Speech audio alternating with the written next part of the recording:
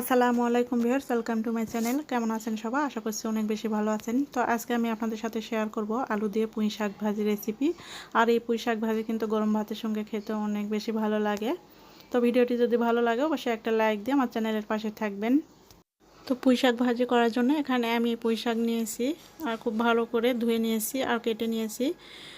আর পুঁই শাকের পাতাগুলো আমি আলাদা করে রেখেছি আর ডাঁটাগুলো আলাদা রেখেছি। আর আলুও কেটে নিয়েছি এভাবে একটু লম্বা লম্বা করে।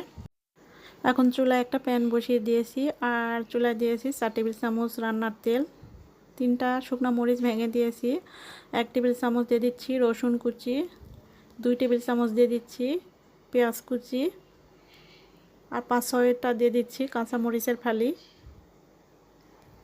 এখন সব কিছু নেড়ে চেড়ে হালকা ব্রাউন করে ভেজে নেব।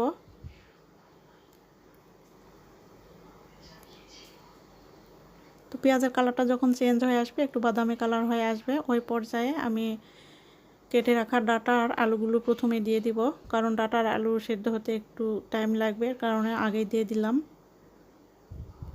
এখন এখানে পরিমাণ মতো লবণ দিয়ে দিচ্ছি আর হলুদ গুঁড়া দিয়ে দিচ্ছি হাফ চা চামচের থেকে একটু কম। এখন সব কিছু মিশিয়ে নিচ্ছি নেড়ে চেড়ে।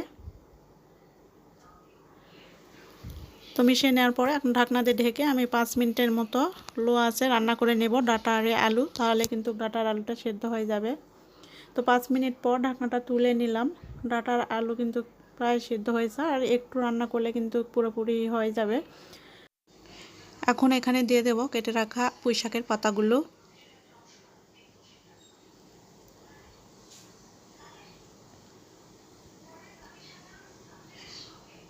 প্রথমে পুঁই শাকের পাতাগুলো একটু বেশি মনে হবে, কিন্তু 2 মিনিট রান্না করার পর কিন্তু অনেকটাই কমে আসবে। তো পুঁই শাকের পাতাগুলো দেওয়ার পর ঢাকনাতে ঢেকে আমি 2 মিনিট রান্না করে নিচ্ছি। 2 মিনিট পর দেখতে পাচ্ছেন পাতাগুলো কিন্তু অনেকটা কমে এসেছে, নিচের দিকে চলে গেছে। এখন নেড়ে চেড়ে মিশিয়ে নিচ্ছি। আবারও ঢাকনাতে ঢেকে রান্না করব 2 থেকে 3 মিনিট। তো আরও 2-3 মিনিট আমি রান্না করে নিলাম। তারপর আবারও একবার নেড়ে চেড়ে নিচ্ছি সব কিছু। তো আরও একটু গায়ে গায়ে পানি আছে, ওই পানিটা টেনে যাওয়া পর্যন্ত এই ভাজিটা রান্না করে নিতে হবে। তো এখন আর ঢাকনা দিয়ে ঢাকবো না, এভাবে খোলা রেখে আমি আর 2 মিনিট রান্না করে নিচ্ছি। তো আরও 2 মিনিট আমি রান্না করে নিয়েছি। এই তো পুঁই শাক ভাজি আমার হয়ে গেছে, একবার নেড়ে চেড়ে নিচ্ছি। তারপরে আমি নামিয়ে পরিবেশন করে নিচ্ছি। তো খুবই অল্প সময়ে আর কম মশলাতে এই পুঁই শাক ভাজি রান্না করা যায়, খেতেও কিন্তু ভালোই লাগে গরম ভাতের সঙ্গে। তো পুঁই শাক ভাজি রেসিপিটি আপনাদের কাছে কেমন লেগেছে অবশ্যই কমেন্টস করে জানাবেন। রেসিপিটি যদি ভালো লাগে লাইক কমেন্ট শেয়ার করে দেবেন বেশি বেশি করে। আর এরকম নিত্য নতুন রেসিপি পেতে আমার চ্যানেলটিকে সাবস্ক্রাইব করে পাশে থাকা বেল আইকনটি প্রেস করে দেবেন। আজকে এখানে বিদায় নিচ্ছি। সুস্থ থাকবেন, ভালো থাকবেন। আল্লাহ হাফেজ। আসসালামু আলাইকুম।